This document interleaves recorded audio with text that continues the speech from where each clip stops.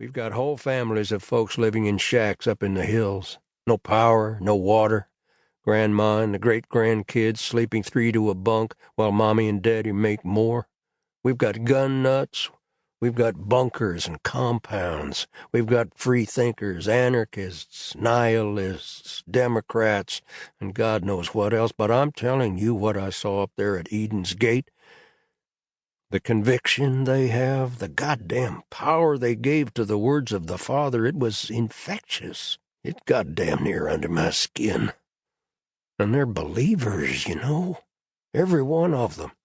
And that's not to say a bad thing about them or to question their faith, but I tell you, it scared me more than anything I have yet seen in this life, and there's not a thing I can do about that.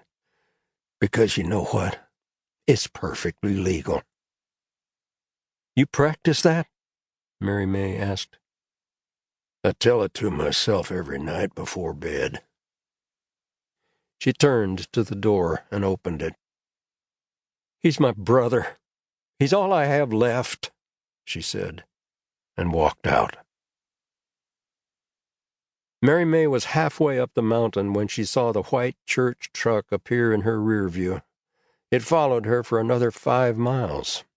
She raised her eyes on it at every turn of the road, watching the far trees and the bend of the asphalt where the road disappeared, but the truck never wavered, always appearing again from out of the curve and following along as if the two, her red Ford pickup and the white church pickup, had been tethered together with rope, one dragging the other right behind.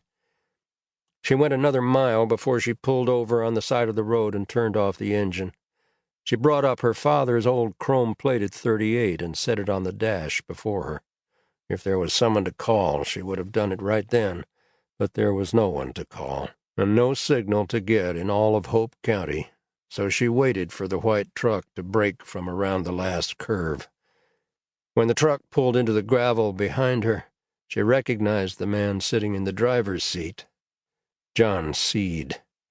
She had known him for almost half her life, and she had, at one time, thought of him as just another human being in this world, but not any more. He was something dangerous to her and to any that seemed to chance across his way.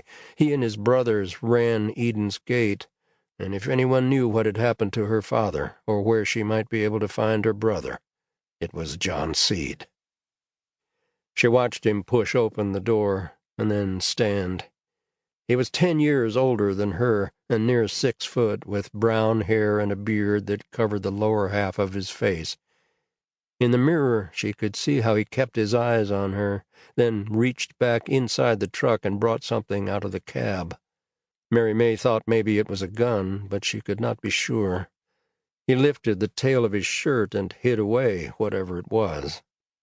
When he walked up to her, she had already cracked her window. "You scared?"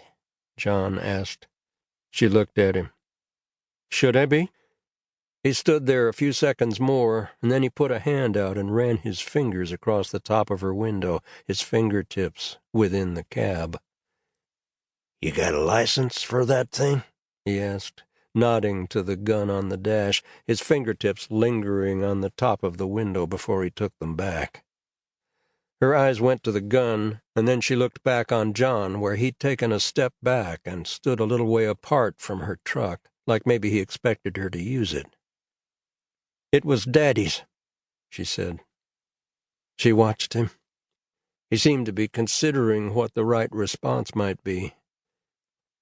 "I was sorry to hear about him," John said, and she thought, well, that almost sounded human. "He was coming up here to get Drew when it happened." "Is that right?" "Now I'm coming up to get Drew and tell him to come home." "I heard about that, too." "You have?" "Sure," John said.